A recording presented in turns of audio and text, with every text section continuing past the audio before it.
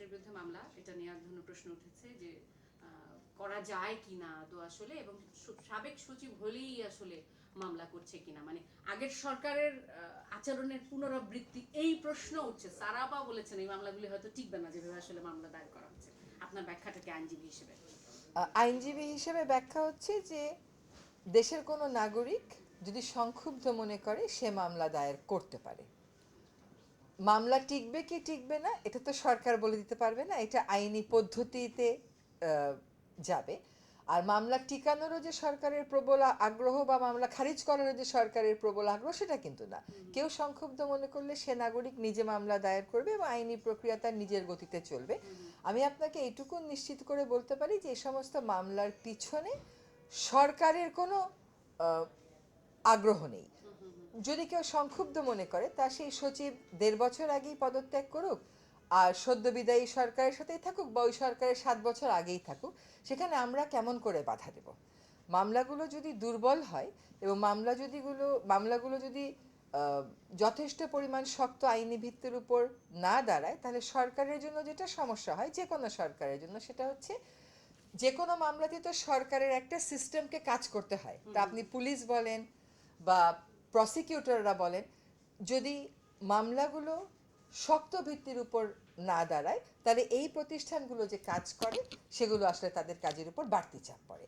কিন্তু জনগণকে তো আমি বলতে পারবো না যে আপনি মামলা করেন না। জনগণকে যেটা বলা যায় সেটা হচ্ছে যে আপনার যদি যথেষ্ট পরিমাণ গ্রাউন্ড থাকে কেবল তাহলেই মামলাটা আপনি দায়ের করেন। কিন্তু কে কোন কারণে সংক্ষুব্ধ বোধ করলো সেটার নির্দেশনা তো সরকার দিয়ে দিতে পারবে না। ওকে, পারমিট করলে একটা প্রশ্ন করি, সেটা হচ্ছে লালমনিরহাটের যিনি নির্বাহী ম্যাজিস্ট্রেট আছে ওনাকে প্রথমে ওএসডি করা হলো, ওনার সামাজিক যোগাযোগ মাধ্যমে একটা বিবৃতি আমরা দেখেছি, কালকে তাকে সাসপেন্ডও করা হয়েছে।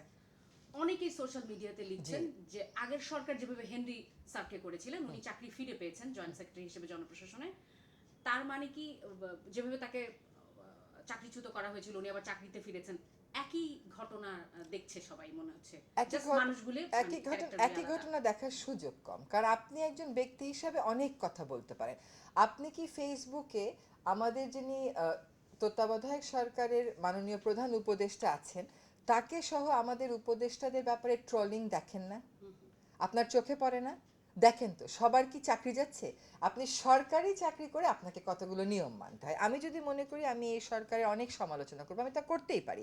সেটা করার আমার একটা জায়গা আছে। আমি ক্যাবিনেটে বলবো, আমি সরকারি পর্যায়ে যখন মিটিং হয় তখন বলবো। সেটা না করে যদি আমি আমার ফেসবুকে পোস্ট দিয়ে আর সাংবাদিকদেরকে বলা শুরু করি, সেটা তো আমার মোডাস অপারেন্ডির মধ্যে পড়ছে না। এখন উনি একজন সরকারি কর্মকর্তা হয়ে এটা করতে পারেন কিনা, তার তো একটা কোড অফ কন্ডাক্ট মানতে হবে। আপনি একটা গণমাধ্যমে কাজ করেন, আপনি ৭১ টেলিভিশনে কাজ করেন, ৭১ টেলিভিশনের ব্যাপারে আপনার একটা ক্ষোভ থাকতে পারে, সেটা কি আপনি প্রথমে ৭১ টেলিভিশনে বলবেন তারপরে গিয়ে পাবলিক হবেন, নাকি আপনি প্রথমেই সোশ্যাল মিডিয়াতে কথা বলতে পারবেন? প্রত্যেকটা এটা সরকারি কোড অফ কন্ডাক্ট বলে না, যে কোনো প্রতিষ্ঠানেই যখন আপনি কাজ করেন একটা শৃঙ্খলা বজিয়ে রাখার জন্য কিছু কিছু নির্দেশনা দেয়া হয়। এটা সেই নির্দেশনার বাইরে গেছে বলে আমি মনে করি। কিন্তু তার এতে করে কি আপনারা কাজ করতে গিয়ে মনে করছেন যে প্রশাসন এক ধরনের অসহযোগিতা হচ্ছে অন্তর্বর্তী সরকারকে কেন্দ্র, মানে এর আগে ডিসিদের নিয়োগ নিয়ে একটা ঝামেলা দেখলাম, মানে একটা অস্থিরতা আসলে চলছে? আমি মাত্রই না নেপাল থেকে ফিরেছি, তো নেপালের যিনি প্রধানমন্ত্রী তার সাথে আমার একটা সৌজন্য সাক্ষাৎ ছিল। তো উনি প্রধানমন্ত্রী হয়েছেন, উনি ১৪ বছর লাগাতার জেলে ছিলেন, তার মধ্যে ৪ বছর উনি সলিটারি কনফাইনমেন্টে ছিলেন। তো উনি আমাকে যেটা বললেন যে যখন ওনাদের লড়াইটা ছিল রাজতন্ত্রের বিরুদ্ধে, আমরা যেটা বলছি ফ্যাসিজমের বিরুদ্ধে, যে রাজতন্ত্র যখন থাকে তখন উপর দিয়ে সব কিছু খুব মসৃণ থাকে এবং কারণ সে সব কিছু নিয়ন্ত্রণ করে। যেই মাত্র রাজতন্ত্র পড়ে যায় তখন সে তো খালি নিয়ন্ত্রণ করত, সে তো কাজ করা, রেগুলার এঙ্গেজ করা এটা তো সে করতো না। ফলে সব কিছু হঠাৎ করে কোলাপস করে যায়। এত বড় একটা গণ আন্দোলনের পরে এত বড় একটা গণ আন্দোলনের পরে, এতদিনের ফ্যাসিজমের পরে যখন একটা সরকার ব্যবস্থা ভেঙে পড়ে এবং সরকার প্রধানকে পালিয়ে যেতে হয়, মনে রাখতে হবে তার অনেক দোসর এই সিস্টেমে আছে। আবার একই সাথে মনে রাখতে হবে যে তার আমলে অনেকে বঞ্চিতও আছে। তো এই দুটো জায়গার ব্যালেন্স করা নিয়ে কিছুটা সময় তো আমাদের যাবেই। আপনি যদি মনে করেন যে চলে যাওয়ার সাথে সাথে যারা ফ্যাসিজমের দোষর সকলকে চিহ্নিত করে বের করে দেয়া, আবার যারা বঞ্চিত সকলকে একটা পুনর্বাসন করা, সেটা তো একটা সিস্টেমের ভিতর দিয়ে যেতে হয়।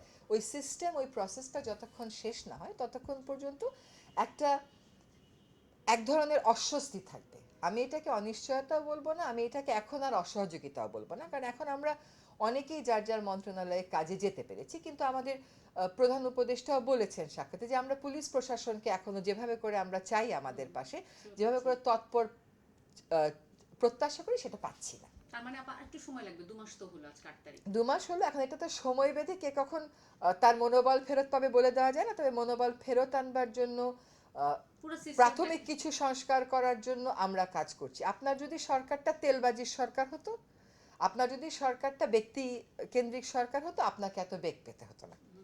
ঠিক আছে, মানে কোনো রকম অসহযোগিতা পাচ্ছেন না? অসহযোগিতা, আমি যেটা বলছি, এক ধরনের অস্থিরতা আছে, হ্যাঁ, এক ধরনের অস্বস্তি আছে।